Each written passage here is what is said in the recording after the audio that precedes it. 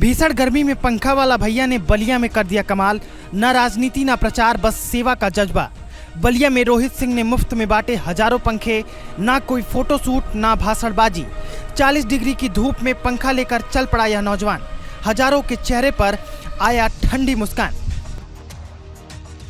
रविवार को तगड़ी धूप थी, लेकिन बलिया के एक चौराहे पर वो नौजवान नारे नहीं लगा रहा था, भाषण नहीं दे रहा था, वो सिर्फ पंखे बांट रहा था। बलिया के एक मोड़ पर खड़े होकर अपनी टीम के साथ वह लोगों से उनके बारे में पूछ रहा था और सबको एक एक करके पंखे दे रहा था। बलिया में गर्मी का कहर कैसा है सब जानते हैं। भीषण गर्मी में लोग राहत के एक झोंके के लिए तरस रहे हैं। गर्मी की वजह से सब नेताजी लोग घरों में बंद हैं, तो युवा चेतना के नाम से संगठन चलाने वाले रोहित सिंह इस भीषण गर्मी में जरूरतमंद, वंचित और बेसहारा लोगों के लिए शानदार काम कर रहे हैं। रविवार को उनकी टीम द्वारा बलिया के मालदेपुर मोड़ पर एक विशेष पंखा वितरण अभियान चलाया गया, जिसमें हजारों गरीब, वृद्ध, महिलाएं और असहाय लोगों को रोहित कुमार सिंह ने मुफ्त में पंखा दिया। इस भीषण तपिश के बीच एक कैंप लगाया गया, जहां जरूरतमंद पहुंच रहे थे। युवा चेतना की टीम उनसे जानकारी ले रही थी और फिर एक एक करके पंखे दे रही थी। कार्यक्रम स्थल पर सुबह से ही जरूरतमंदों की लंबी कतारें लगने लगी थी।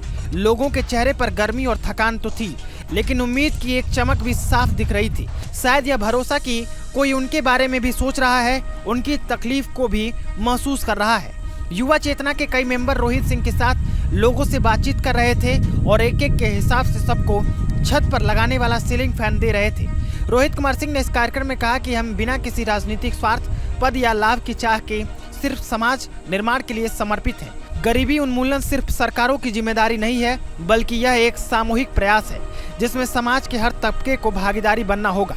रोहित कुमार सिंह ने कहा, हमारी टीम सिर्फ गर्मी में नहीं, बल्कि ठंडी, बाढ़ या सूखा, हर विपत्ति में जनता के बीच खड़ी रहती है।